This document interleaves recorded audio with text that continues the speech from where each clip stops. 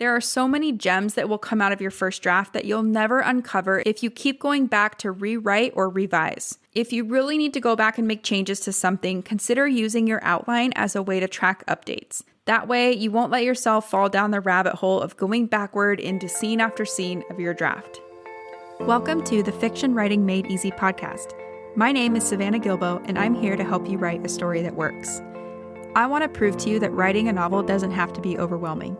So each week, I'll bring you a brand new episode with simple, actionable, and step-by-step strategies that you can implement in your writing right away. So whether you're brand new to writing or more of a seasoned author looking to improve your craft, this podcast is for you. So pick up a pen and let's get started. In today's episode, we're going to talk about 5 questions to ask before writing a first draft. And I'm pretty excited to go over these questions with you today because I feel like if we all took a minute to answer these questions before sitting down to write a first draft, we'd have a much easier time writing said draft. Not only that, but we would end up with a stronger, more cohesive first draft too. So if you've ever wondered how to start writing a book, or if you've ever wondered what kind of process I take my coaching clients through, then I think you're really going to love today's episode. Now, before we dive into the details, let's talk about the purpose of a first draft. The purpose of a first draft is to tell yourself the story. The purpose of a first draft is not to be perfect. In fact, even if you do all kinds of planning and outlining before writing a first draft, it's never going to be perfect. And trust me, I've seen this firsthand. I've seen people write incredible first drafts, but they're still not perfect. They still need some tweaks or rewriting or smoothing out. They still need a second draft.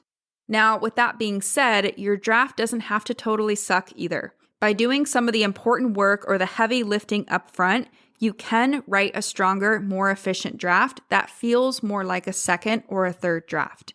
But to do that, you need to know the answer to 5 really important questions, and we're going to go over those in a minute.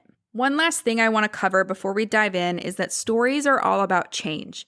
If you can write a story in which the protagonist faces and has to grapple with change on both an external and internal level, then you're more likely to write a story that works. And a story that works is one that's entertaining and one that impacts readers. And that's the goal, right? So let's dive into the 5 questions to ask before you write a first draft.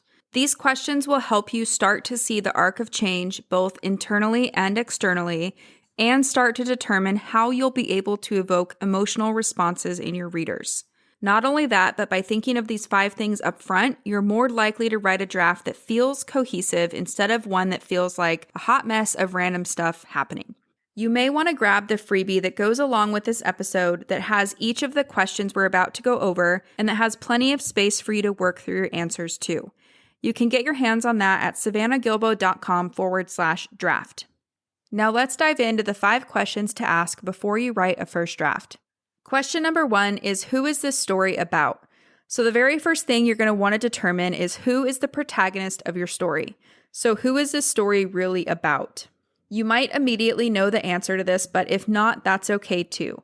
If you don't know who your protagonist is yet, consider who has the most at stake or who has the most to lose or gain over the course of the story.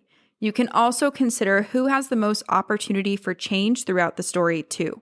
It's important to know who the protagonist of your story is before you start writing because everything the reader experiences will be filtered through your protagonist.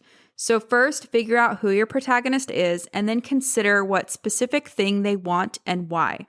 So what's their overarching story goal and what's their motivation behind wanting to achieve or accomplish that goal? If you need help fleshing out your protagonist, go listen to episode number 7 of this podcast that's all about getting to know your characters. I will link to that episode in the show notes for you too. If you're not 100% sure of your answer yet, that's okay. I want you to move on to the next questions and then come back to this one before you start writing. The beauty of these 5 questions is that they can and should inform one another, so sometimes by answering one question, you'll uncover the answer to another question too. So anyway, that's question number 1, who is the story about or who is your protagonist? Question number 2 is, what is my story's genre? The next thing you'll want to consider is the main genre of your story. Your story's main genre can give you insight into all kinds of things like how your story should be structured, what your character wants and or needs, what the theme of your story might be, and more. It also tells you what kind of change readers will be tracking over the course of the story. So, for example, in a romance novel, readers will be tracking the main romantic relationship. It's a question of will they or won't they get together. In a horror novel, readers will be tracking the protagonist's survival as they come into contact with the monster or the antagonist. In a worldview story, readers will be waiting to see if the character's worldview changes or if they stay stuck in their old way of thinking. So you get the idea, right? One important thing to point out here is that I'm not talking about commercial genres or bookstore shelf labels. I'm talking about the content genre of your story. So if you're writing fantasy, I'm talking about what kind of fantasy you're writing. Are you writing a mystery set in a fantasy world, a fantasy romance, or something else? If you're not sure what I mean about content genre, or if you need help figuring out which genre best suits your idea, go listen to episode number 2 of this podcast where I walk you through some questions that will help you narrow in on your story's main genre. I'll link to that episode in the show notes for you, or you can just search for episode number 2 wherever you're listening to this podcast right now. So that's question number 2, what's your story's main genre? Question number 3 is, what am I trying to say with this story? The next thing you'll want to figure out before you start writing is what message you're trying to convey with your story, or what point are you trying to make. I have a whole episode about figuring out the theme of your story if you need help with this. It's episode number 5, and I will link to that in the show notes for you. Now, the really cool thing about this question is that your answer will directly impact your character's arc or how they change internally. So, for example, let's say you want to write a story about the power of friendship.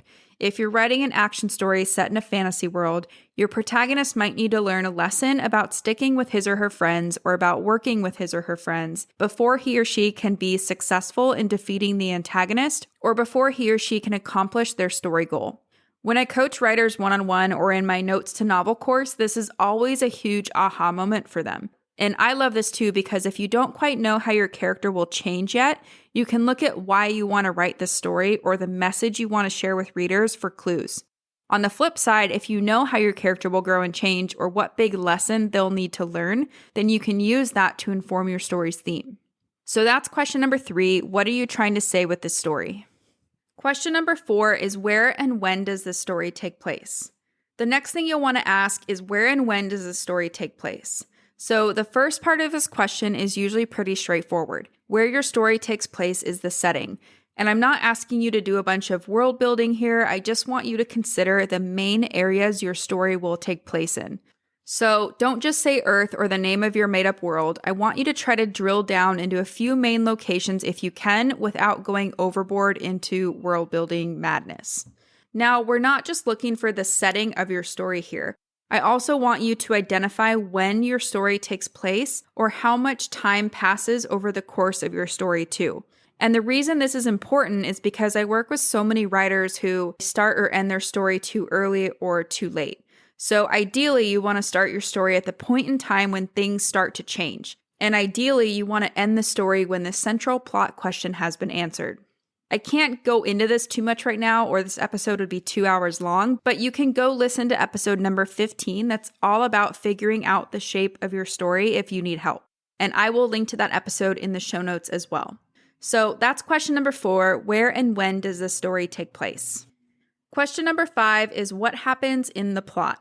The final question you'll want to ask before you start writing is, what happens in your story's plot? So hopefully if you've answered the other 4 questions, you know who your protagonist is, how they change or what lesson they're going to learn, how long they have to learn that lesson, and what genre you're writing in. You can use all of those answers to each of those 4 questions to inform your story's plot. So first, you can look to your genre to help you create a roadmap for the external events of your story. I have some episodes that list out the key scenes a story of a specific genre needs in order to work. So once you know your story genre, you can go and search for those episodes to get started.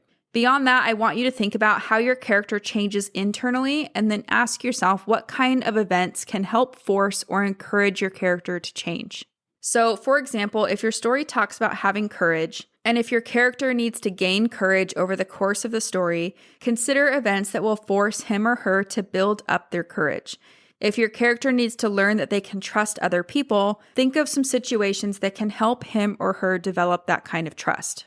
Now, of course, you'll want to layer these types of moments within your character's journey to achieve or accomplish his or her story goal. So using our example of a character who needs to develop courage, Let's say his story goal is to break a curse that was put on him by the antagonist. Ideally, the external plot events of your story would force him to develop a sense of courage in the face of danger. So anyway, that's question number 5. What happens in the plot of your story? And something else I should mention is that this is a natural time to start the outlining process if you're someone who likes to outline.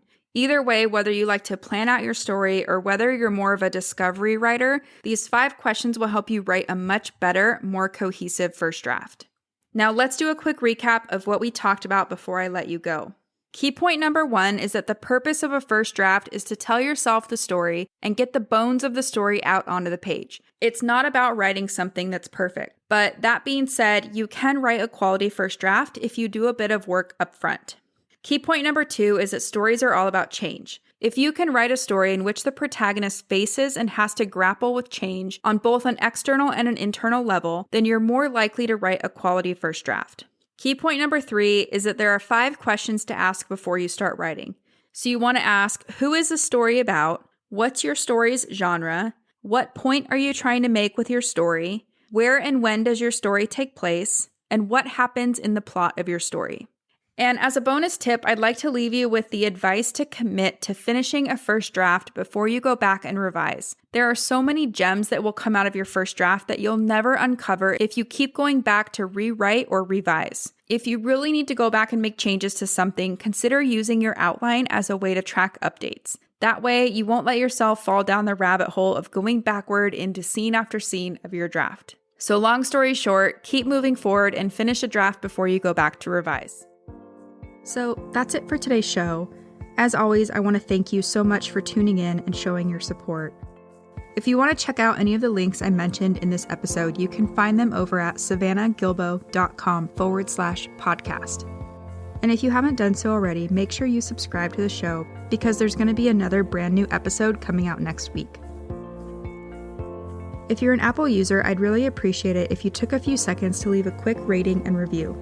Your ratings and reviews tell iTunes that this is a podcast that's worth listening to. And in turn, that helps this show get in front of more fiction writers just like you. So that's it for today's show. I'll be back next week with a brand new episode. Until then, happy writing.